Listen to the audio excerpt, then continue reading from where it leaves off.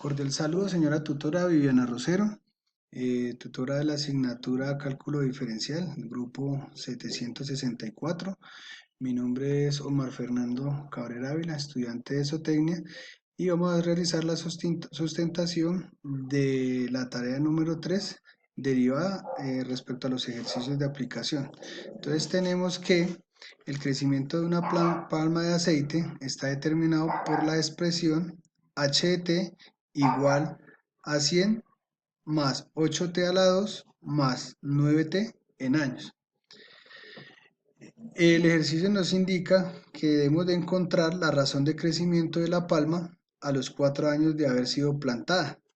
Entonces decimos que una de las aplicaciones de la derivada consiste en que se puede usar como razón de cambio de una función, por lo que para este ejercicio se debe calcular la derivada de la función que determina el crecimiento de la palma de cera y evaluarla en t, que sería igual a años, y de esta manera encontraríamos cuál es la tasa de crecimiento de la palma después de haber pasado 4 años. Entonces decimos que h de t es igual a 16t más 9, donde entramos a reemplazar y decimos que 100 es igual a 0, teniendo en cuenta que la derivada de una constante es 0. Y aquí, en la segunda parte, hacemos la aplicación de la cadena donde decimos que el exponente pasaría a multiplicar. Entonces, en este caso decimos que 2 por 8 es igual a 16. Sería 16t. ¿Por qué? Porque el exponente se le restaría 1. Entonces quedaría 16t más 9t. Como aquí teníamos 1, 1 menos 1, entonces por eso nos quedaría solamente 9 y eliminaríamos la t. Ahora vamos a reemplazar t igual a 4 en la derivada. Entonces donde decimos que 16 por 4, reemplazamos t por 4 más 9. Entonces, realizando esta multiplicación nos daría 64 más 9, que sería igual a 73. Entonces, como resultado se obtiene que pasado 4 años, y suponiendo que la altura de la palma sería en centímetros, esta crecería 73 centímetros al año. Ya acá en el punto E vamos a calcular los máximos y los mínimos y puntos de inflexión de la función. Entonces decimos que f de x es igual a 8x a la 3 menos 14x más 3. Los máximos y los mínimos de una función se pueden encontrar cuando la pendiente en ese punto es igual a 0. Es decir, los mínimos y los máximos se encuentran cuando f de x igual a 0. Teniendo en cuenta esto, procedemos a derivar lo que es la función. Y decimos que f de x es igual a 24x a la 2. ¿Por qué 24x a la 2? Teniendo en cuenta nuevamente la ley de la cadena que nos dice que el exponente pasaría a multiplicar. Entonces decimos que 3 por 8 sería igual a 24x a la 2, porque aquí el exponente restaría 1. Entonces esto sería igual a 14. Ahora igualamos la derivada a 0 para despejar x y encontrar los puntos máximos y los mínimos. Entonces decimos que 24x a la 2 menos 14 igual a 0. ¿Por qué 0? Pues teniendo en cuenta que la derivada de una constante es 0. Entonces 24x a la 2 es igual a 14. Como aquí tenemos 24 multiplicando, lo vamos a pasar a dividir. Entonces decimos que x a la 2 es igual a 14 sobre 24. Lo que nos daría como resultado x a la 2 igual a 7 sobre 12. Esto nos indica que x es igual a más o menos raíz de 7 sobre 12. Entonces, al ser esta la derivada de una función cuadrática, obtenemos dos puntos donde la pendiente es 0 en x, de raíz de 7 sobre 12, y en x menos raíz de 7 sobre 12. Uno representa el mínimo y el otro nos va a representar el máximo. Entonces, para saber qué punto es el máximo y cuál es el mínimo, procedemos a reemplazar las dos x obtenidas de la función original.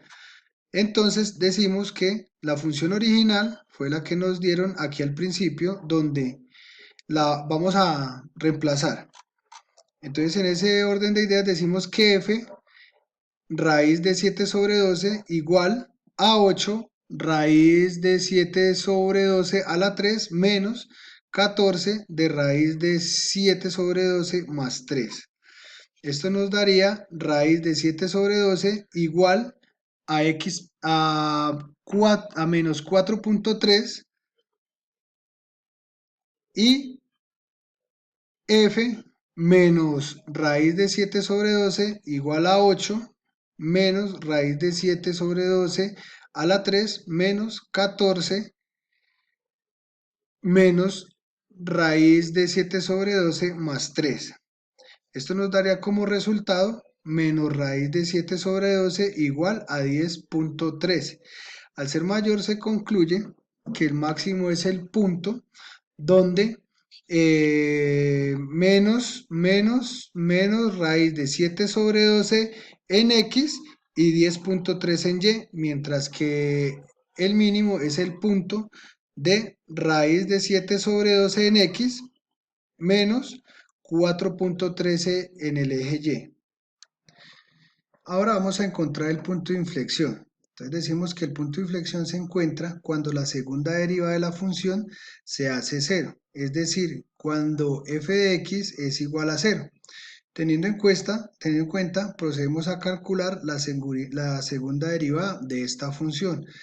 Entonces recordemos que esta era la función que nos indicaba, por lo cual entonces nuevamente pasamos a multiplicar 2, decimos que 2 por 24, entonces nos daría, ¿qué? Nos daría 48x restándole el exponente 1, entonces nos quedaría 48x. De igual manera, teniendo en cuenta la derivada de una constante que es 0, entonces nos quedaría de la siguiente manera, f de x igual a 48x. Ahora se iguala la derivada a 0 para despejar x y encontrar los puntos de la inflexión. Entonces decimos que 48x es igual a 0. Entonces, como 48x está multiplicando, entonces ahora lo paso a dividir. Entonces decimos que 48 dividido 0 nos daría 0. Entonces por eso nos queda x igual a 0. Ten en cuenta que solo existe un punto de inflexión en x igual a 0. Para encontrar su valor en el eje y, se reemplaza x igual a 0 en la función original. Entonces recordemos nuevamente la función original que nos dieron al principio del punto B, es que sería esta. Entonces vamos a reemplazarla. Entonces decimos que sería igual, la x la reemplazamos por 0, entonces 8 por 0 a la 3 menos 14 por 0 más 3. Esto nos daría, sería igual a 3, la función de la derivada. Como conclusión, se obtiene que el punto de inflexión sería en X 0 y en Y 3. Con esto daría por terminado ya la sustentación del problema de aplicación. Muchas gracias.